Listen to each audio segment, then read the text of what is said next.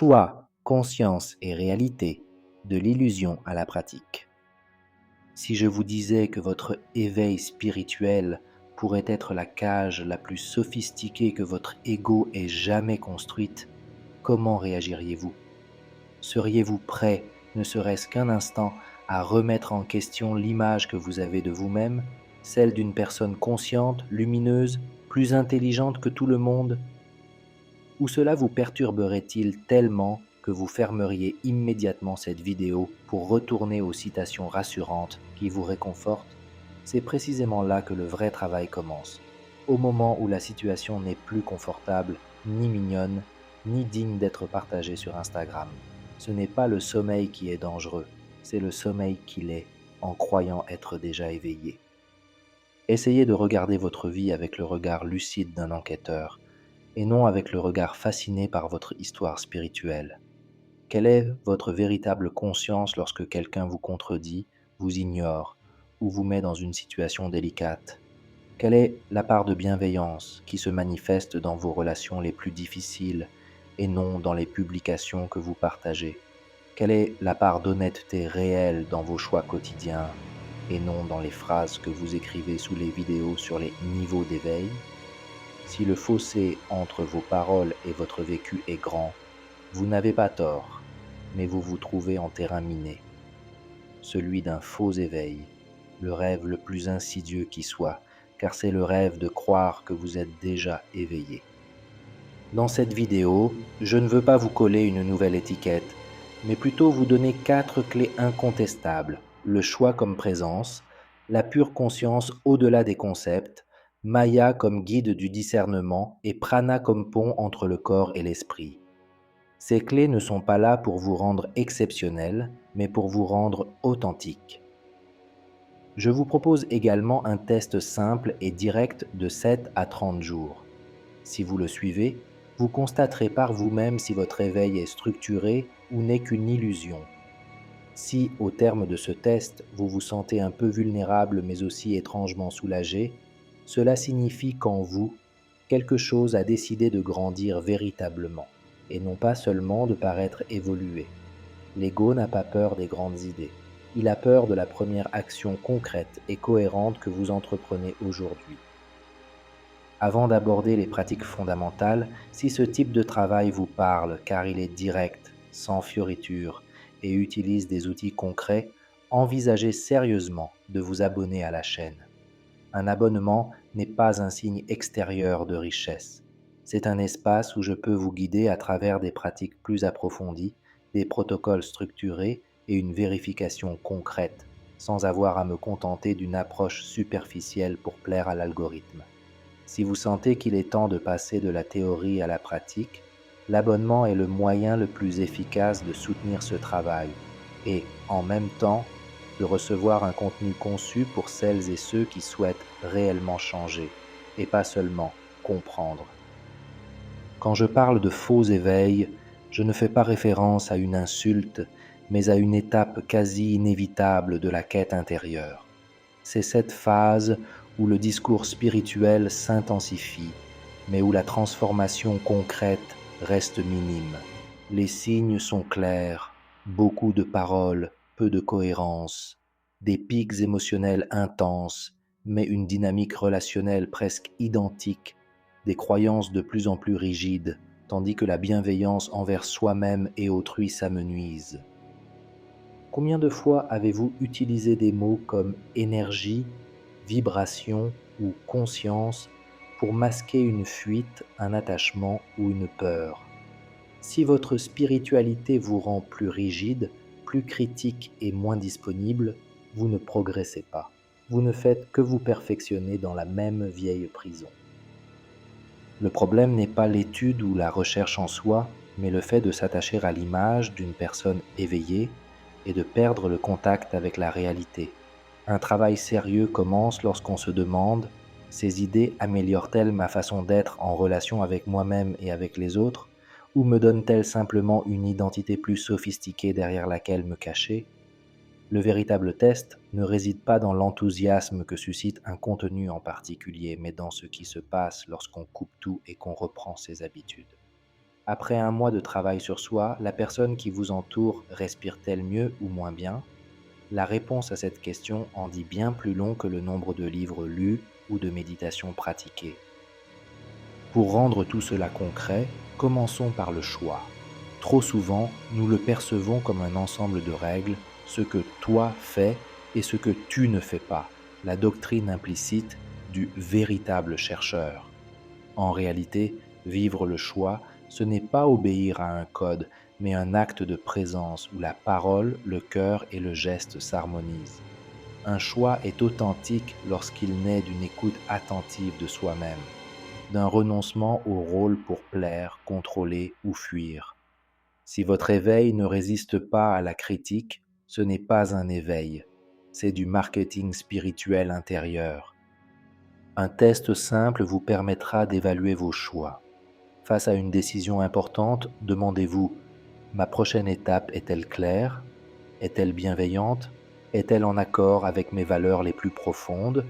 Si la clarté fait défaut, si la bienveillance est sacrifiée à l'orgueil, si vous trahissez ce que vous savez être vrai, vous choisissez probablement non par lucidité, mais par peur. Arrêtez-vous, posez une main sur votre poitrine et l'autre sur votre abdomen, inspirez pendant 4 secondes, retenez votre souffle pendant 2 secondes, expirez pendant 6 secondes et répétez l'opération plusieurs fois. Dans ce moment de calme relatif, formulez un petit geste de cohérence pour aujourd'hui, un coup de fil que vous avez remis à plus tard, des excuses sincères, un oui ou un non clair. Il n'est pas nécessaire que ce soit grandiose, il suffit d'être honnête. Vous n'êtes pas ce que vous proclamez dans vos moments de gloire, mais ce que vous choisissez dans vos moments les plus difficiles. La seconde clé est la conscience pure. On l'imagine souvent comme un état exotique et lointain, accessible seulement à quelques élus. Pourtant, il s'agit ici de quelque chose de simple et de radical. L'ouverture qui existe un instant avant que l'esprit ne se mette à tout nommer. C'est la capacité de voir, d'écouter et de ressentir sans transformer immédiatement chaque chose en un récit sur soi, sur les autres ou sur le monde. Lorsque l'on cesse d'étiqueter pendant quelques secondes, une présence nue émerge, un simple je suis qui n'a pas encore besoin d'être complété par ceci ou cela.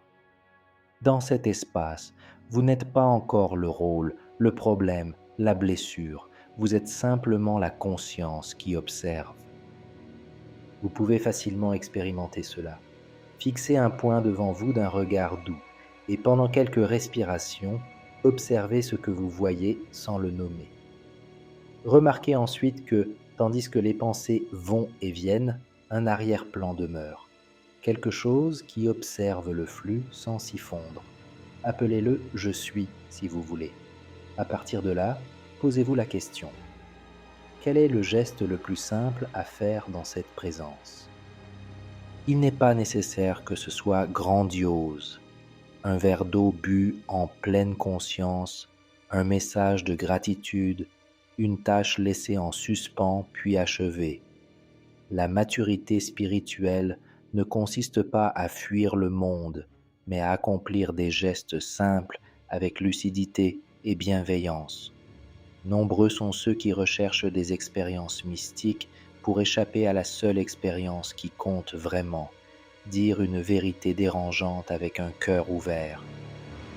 À ce stade, Maya, l'illusion, entre en jeu, non pas comme un monstre cosmique, mais comme un prisme déformant à travers lequel vous percevez la réalité. Chaque fois que vous confondez fait et interprétation, chaque fois que vous transformez un geste neutre en preuve pour ou contre vous, vous êtes pris au piège de Maya.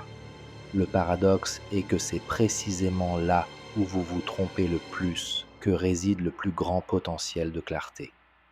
Au lieu de combattre vos pensées, vous pouvez utiliser Maya comme un guide de discernement. Demandez-vous, ce à quoi je pense en ce moment est-il un fait ou le récit que je construis autour? Le fait est neutre. Le récit est teinté par vos blessures, vos attentes, vos peurs. Une deuxième question se pose. Cette histoire me rend-elle plus honnête ou me pousse-t-elle à me justifier?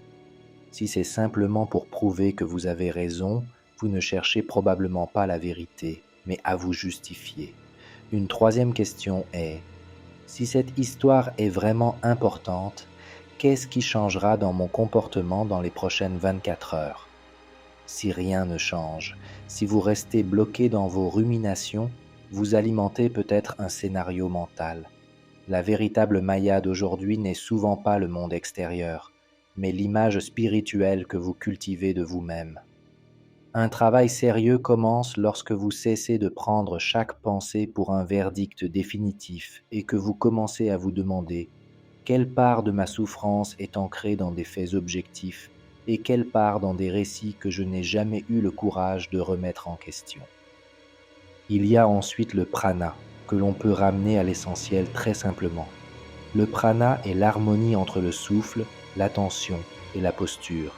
Chaque fois que votre respiration est courte et irrégulière, que votre esprit vagabonde et que votre corps s'affaisse ou se raidit, votre organisme reçoit un signal d'alarme. Lorsque votre respiration s'allonge, que votre attention se recentre sur le présent et que votre posture retrouve une dignité sereine, votre organisme commence à comprendre qu'il n'a plus besoin d'être sur la défensive. Il ne s'agit pas de magie. Vous rééduquez votre corps à ne plus vivre chaque chose comme une urgence. Vous pouvez utiliser un mini-protocole chaque jour pendant quelques minutes. Asseyez-vous le dos droit mais souple, les pieds bien à plat sur le sol et les épaules détendues. Inspirez pendant 4 secondes. Retenez votre souffle pendant 4 secondes. Expirez pendant 6 secondes. Puis faites une pause de 2 secondes et répétez ce cycle 8 fois. À chaque expiration, joignez votre pouce et votre index comme un petit saut d'attention et laissez ce geste vous rappeler de rester pleinement présent à votre respiration. Pendant ce temps, choisissez un acte de bienveillance concret que vous pouvez accomplir aujourd'hui. Une parole plus douce, un geste d'attention envers votre corps, la volonté de dissiper un malentendu. Durant ces quelques minutes, vous pratiquez l'alignement entre ce que vous ressentez et ce que vous pourriez faire. Votre véritable pratique ne réside pas dans le temps que vous consacrez à la méditation, mais dans votre réaction lorsque quelqu'un vous blesse. À partir de là, le karma cesse d'être une menace. Tu le regretteras et devient une pédagogie de la responsabilité. Le karma est l'imbrication de l'intention, de l'action et de ses conséquences dans un contexte concret. Ce n'est pas seulement ce que vous faites qui compte, mais aussi d'où vient cette action, comment vous l'exécutez et ce qu'elle laisse derrière elle. Une approche sérieuse consiste à formuler son intention, à réaliser une micro-action positive et à observer son impact. Imaginez une situation en suspens avec une personne. Vous pouvez vous arrêter et vous dire « Mon intention est d'y voir clair » et non de prouver que j'ai raison. Puis, rédigez un message court, sincère et respectueux, proposant clairement la suite des événements. Ensuite, faites une introspection. Vous sentez-vous plus léger, plus organisé, moins réactif, même si l'autre personne ne réagit pas comme vous le souhaiteriez? Ou bien vous sentez-vous plus tendu, plein de ressentiment, prisonnier de l'idée d'avoir bien agi? Ce type d'observation vous tend un miroir difficile à manipuler. Certaines actions apparemment justes découlent peut-être d'un besoin de contrôle ou de vengeance, tandis que d'autres, humbles et simples, possèdent une clarté qui transforme même le corps. Le test décisif est simple. Après 1 mois de travail sur soi, votre entourage se sent-il plus en sécurité ou plus tendu? La réponse vous indiquera quelle part de votre cheminement est incarnée et quelle part relève de la théorie. Pour éviter que tout ne reste une belle carte sans territoire, une vérification s'impose. Vous pouvez vous engager dans un test de 7 à 30 jours. Chaque soir, pendant 2 minutes, notez un seul élément de cohérence, un moment où vos paroles, vos sentiments et vos actes étaient en harmonie. Ne cherchez pas l'extraordinaire. Notez aussi un refus clair, une limite respectueuse, un engagement tenu malgré la paresse. Chaque matin, consacrez 2 minutes. La première à vous recentrer sur votre je suis, silencieux par quelques respirations conscientes. La seconde à choisir un rythme doux, mais légèrement stimulant pour la journée. Une fois par semaine, demandez à une personne sincère un véritable retour. Vous sentez-vous plus présent, plus réactif, plus clairvoyant ou plus confus qu'il y a quelque temps? Si, après ces quelques jours, vous constatez ne serait-ce qu'une légère diminution de votre réactivité, une lueur de plus grande clarté, des choix un peu plus judicieux, alors vous ne vous contentez plus d'accumuler des concepts, vous entamez une véritable transformation. Si, en revanche, rien n'a changé, vous avez tout de même acquis un précieux atout, un miroir qui ne ment pas. Dès lors, un choix s'offre à vous. Continuez à cultiver l'image d'une personne éveillée ou commencez à travailler avec plus d'humilité et de rigueur. À ce stade, la question n'est plus ai-je compris la vidéo, mais suis-je prêt à mettre ma vie à l'épreuve? Présence, discernement, alignement, vérification. Si ces 4 mots vous semblent encore si beaux, rien n'a changé. Mais si demain vous commencez vraiment à examiner vos choix, les mensonges que vous vous racontez, les cris de votre corps que vous ignorez, alors ce n'était pas simplement un contenu de plus à consommer, c'était une brèche dans le récit de l'ego. L'ego déteste le ridicule d'être mis à nu et la cohérence d'une personne qui commence à vivre en accord avec ses paroles. Je vous propose un conseil clair. Prenez 30 jours. Chaque jour, un acte de présence, un geste de discernement, un moment d'harmonie, une vérification sincère. Si, au bout d'un mois, vous êtes toujours le même, vous pourrez classer cette vidéo comme inutile. Mais si quelque chose en vous devient moins réactif, plus clair, plus authentique, alors vous saurez que votre éveil a cessé d'être un conte de fées et est devenu une force qui influence vos choix. Si cette vidéo vous a touché, je vous invite à la liker sincèrement et non par simple politesse et à écrire vérifier en commentaire. Ce sera votre façon de vous dire, à partir d'aujourd'hui, je vais porter un regard plus honnête sur ma vie. Si ce n'est déjà fait, abonnez-vous à la chaîne et activez les notifications pour que nous puissions poursuivre ce travail ensemble, étape par étape. Merci infiniment pour votre temps, votre attention et votre courage d'avoir écouté jusqu'ici. Je vous souhaite des jours de douce clarté où chaque petit choix deviendra un champ d'action concret. Rendez-vous dans la prochaine vidéo où nous confronterons la carte de Thoth et la méthode contemporaine pour approfondir ce dialogue entre conscience et réalité. À bientôt.